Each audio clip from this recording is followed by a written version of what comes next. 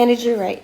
Exercise 1C from rates and ratios. So our learning attention for this lesson is to interpret energy ratings, calculate and compare the cost of running appliances and and related electrical costs. Okay, so a little bit of info. I'll just read over it with you. So energy is the capacity to do work and is typically measured in joules. So energy is not necessarily electricity. Okay, energy you can get from other sources. It can be like the energy you get from food in order to move around and do things every day. That's all energy. Okay, power is a rate at which energy is generated or consumed. So power is measured in watts, which is the same as joules per second. But we generally in Australia, we talk about watts. Electrical energy. Now you don't think of how much your appliance uses electricity. You think of it how much energy it is taking in to run. Okay. And we do this by comparing it with length of time. So usually we look at kilowatts used per hour, and that way we are able to compare different appliances and things like that. Okay, so you can look at watts, but kilowatts is what you generally work with, and they go together. Okay, so I wrote the conversion here for you. So to get from watts to kilowatts, you divide by 1,000, and to go from kilowatts to watts, you multiply by 1,000. Okay, so you might have to convert between those, but it's easy, just remember 1,000. Okay, now energy rating in Australia. So in Australia, we're lucky enough that we have these stickers on our major electrical appliances, and you would notice that if you've bought any big appliances at home before, like a fridge or washing machine, microwave, dishwasher, all of those big, they call them white goods, not that they're white anymore, but they all have these stickers on them, okay? And this is so that anybody can understand and make a good choice. Okay, you don't have to be really good with your numbers and calculations or anything like that to work out which appliance is your best value for money. So now when you buy an appliance, you always have an option. You can go for the cheapest appliance available, okay, which at the time when you're paying for it, obviously it's the cheapest one for you to buy, and you might think, oh, that's the best way to go. But what you actually want to do is pick an appliance that has lower running costs. So I might go buy a fridge that will cost me a few $100 extra compared to the cheapest one. And you might think, oh, why would you buy the more expensive fridge? This one is cheaper. But if I'm looking at my energy labels and my numbers, I might think, oh, okay, yeah, I'm going to pay a little bit more now, but over the long term, it's going to cost me less to run. And these white goods that you purchase, like fridges and things like that, some of them will last you over 10 years. Okay, so the extra couple $100 you might spend at the beginning, you'd make back very quickly, and then you save even more money. Whereas you find that the cheaper appliances, not always, but sometimes the cheaper appliances actually use up more electricity. So yes, it's cheaper when you walk into the shop and hand the money over, but your electrical bills will be more expensive, your water bills will be more expensive, and things like that. Okay, so that's why we're lucky enough that we have these stickers that help us make these good choices. Now, on these energy stickers, two things that we look at. We look at the stars. Okay, so the more stars you have, the better value for money your product is. So if you're comparing between two dishwashers, one has 4 stars, one has 5 stars, I'd expect that the 4-star one will be cheaper, but it also means that energy-wise, it's going to be not as energy efficient. So even though the 5-star one is more expensive, as I said, it will save you money over time. Now, this number here, where you've got the 3 X's, is usually a number. You want it the lowest number here, because that's look at how much electricity the appliance uses. So obviously the less electricity it uses, the less it'll cost to run. So that's your ongoing cost. That's something that you're going to pay every month. Okay, so that's kind of how those stickers work. Now the two main things that we have taken from my little rant there. So to find energy, kilowatts per hour, we multiply the power rating in kilowatts. So if it's given to us in watts, we need to divide by 1,000 and put it into kilowatts, and then we multiply by however many hours we're running the appliance by, and that'll always be specified in your question.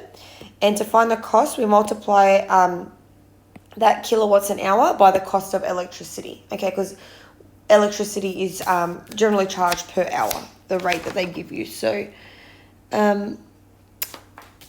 that's that. So let's have a look at a little bit more about basics, and then we'll have a look at the examples. So basics, if you have any experience with building, which you probably don't, but your parents probably would, and you could talk to them about it. When you are building a house and you have to design it and put plans together and put the plans in to get approved, they'll ask you for your basics, which is just a rating.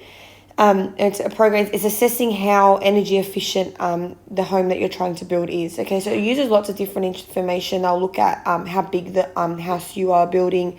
They look at what you're using to build it. So if you're building a brick house, if it's double brick, so 2 layers of brick, that's more energy efficient than a single brick, because when you heat or cool it, it'll hold that temperature in, so you won't need to run electricity as much. Or even without that, a house in summer that's double brick is generally cooler. So that gets taken into consideration. The water usage, so if you've got a big swimming pool, how many bathrooms and things like that.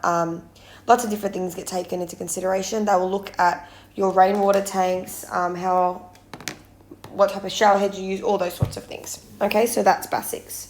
Now, example 7 says find the cost of running these appliances if the average peak rate for electricity is 21 cents per kilowatt an hour. Okay, so that price for electricity is always kilowatts an hour. That's why it's really important that we convert our usage to kilowatts an hour.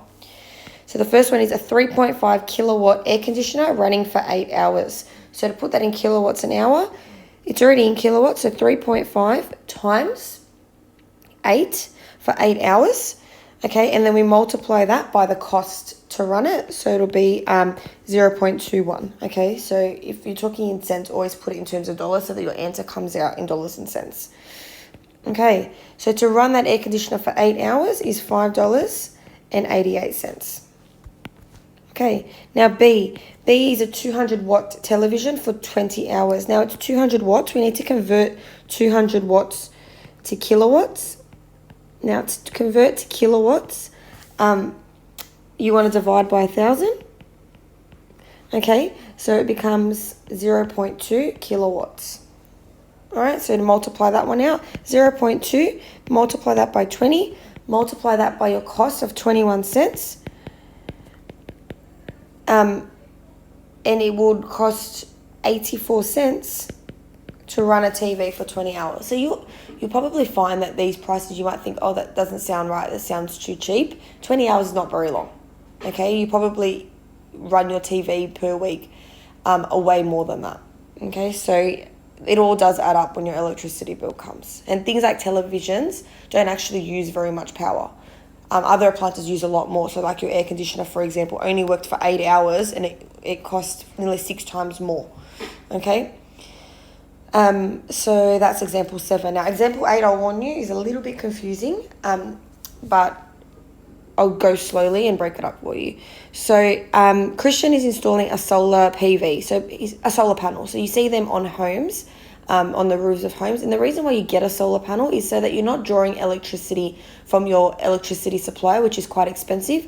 You are taking the electricity from the sun, okay? And you hope that there's enough electricity there to power all of the devices that you have. And any extra electricity that you collect, you don't store it, you actually sell it back to the electricity company.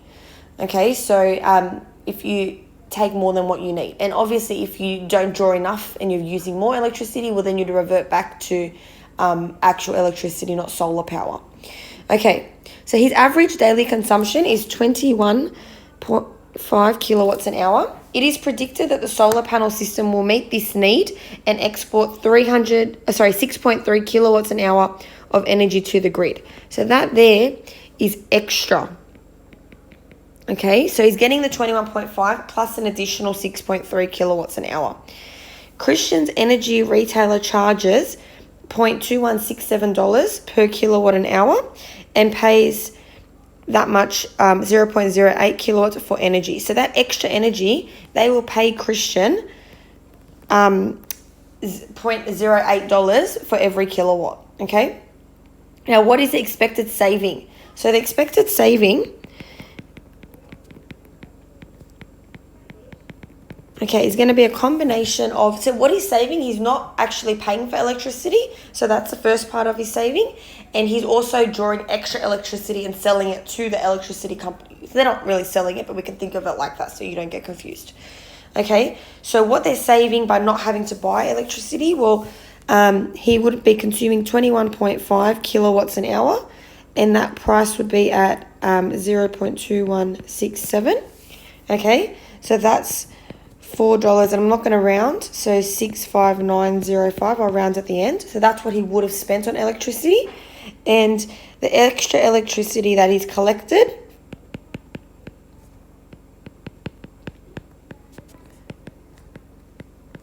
is 6.3 kilowatts at $0.08. Okay, and so he's made an extra, which doesn't seem like very much, but it all adds up. So an extra $0.504. Okay, so just over 50 cents. Okay, so what he's saving this, and he is saving this. So total saving is 4.65905 plus 0.504, which is a total of $5.16. So you can round that to 2 decimal places. Always round to 2 decimal places when you're dealing with money. All right, so I'm really sorry about the long video. It's a little bit there to explain, but hopefully it all makes sense. So now getting onto your learning log, your additional questions, and of course your HSC questions, and making sure that you're submitting all of that work. Thank you.